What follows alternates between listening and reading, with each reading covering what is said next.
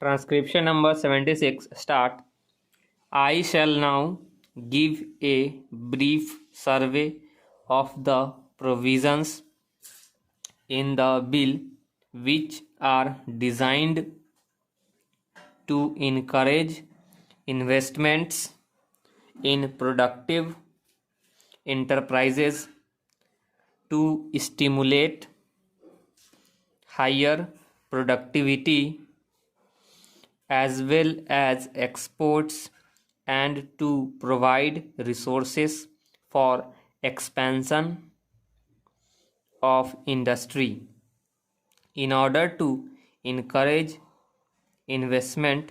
by individuals and Hindu undivided families in the equity shares of new industrial companies in India, provision has been made for the grant of tax-free tax credit certificates to them with reference to their subscriptions to eligible issues of capital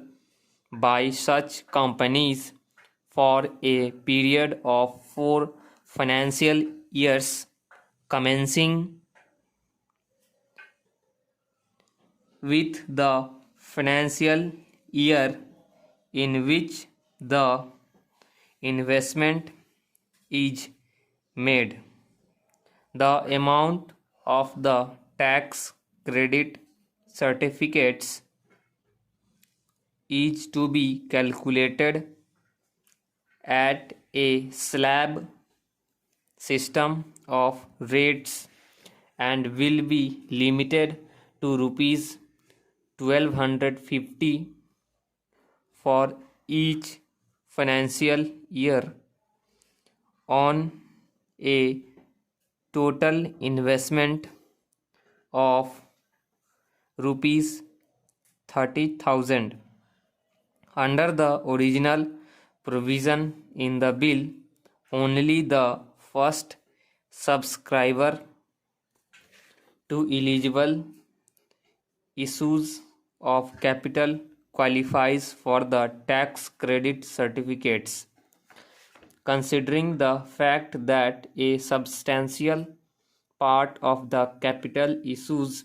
made in recent months has had to be taken up and is still held by financial institutions which underwrote those issues, the eligibility for tax credit certificates has been extended to individuals and Hindu undivided families who purchase shares forming part of an eligible issue of capital from an underwriter declared as such in the relevant prospectus. Incentives for increased industrial production as well as for the more efficient use of the capital already invested are provided in the form of tax credit certificates calculated with reference to the central excise duty payable on increased production in the relevant year over that of the base year and with reference to the additional amount of corporation tax payable by a company in the relevant year over that payably by it in the base year. The amount of the tax credit certificates granted for these purposes is required to be used for discharging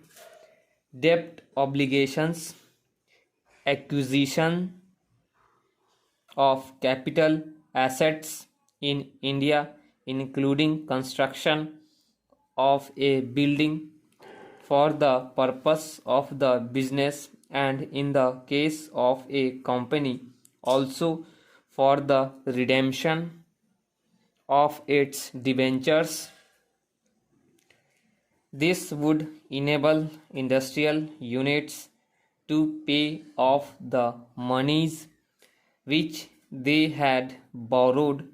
for expanding their productive capacity, or alternatively to plow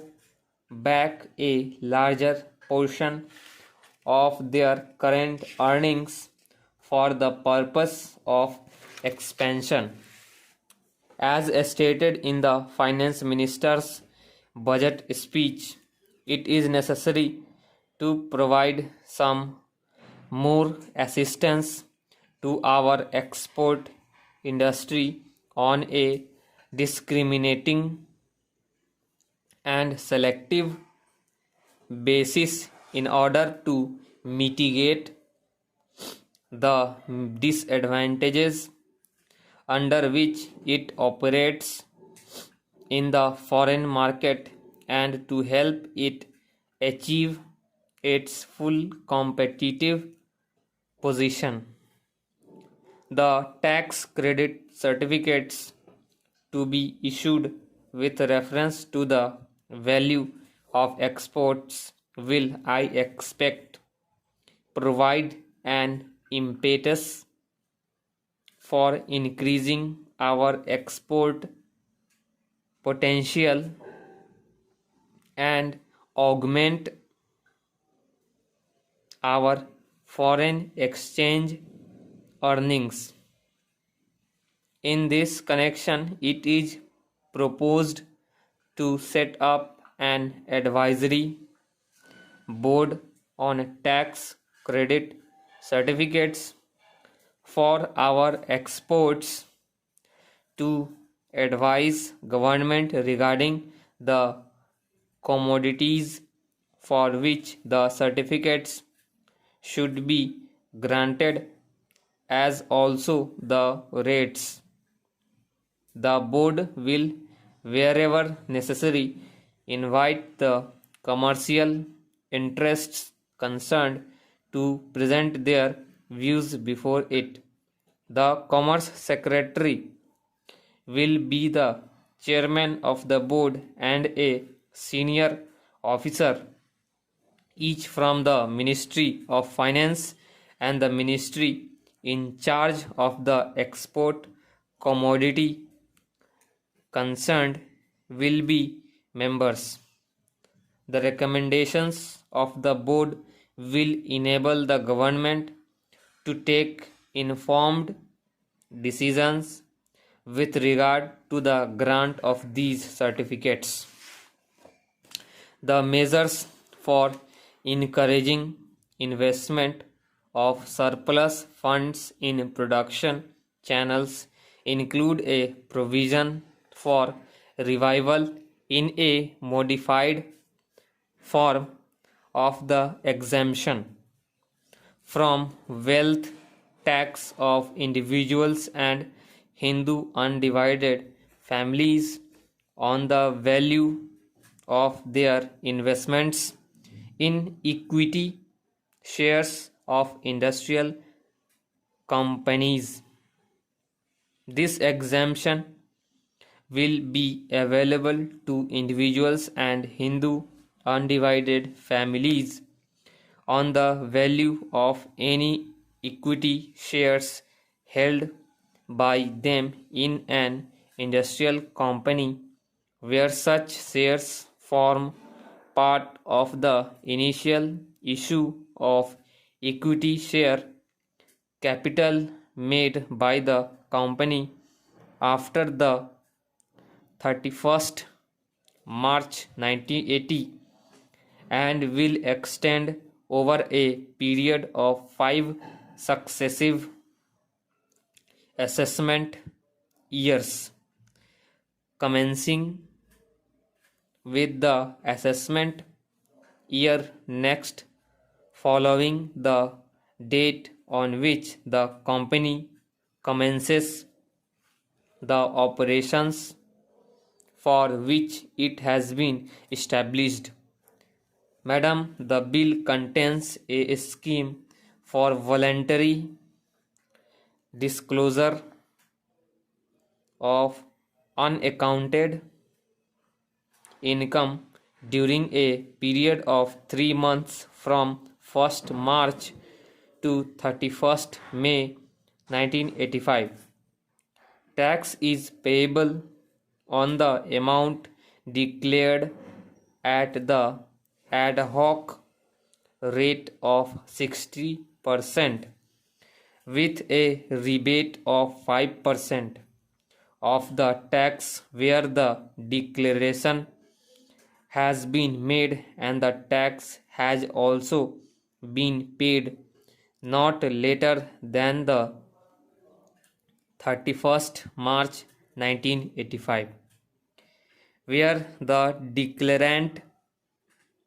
is unable to pay the tax on the amount declared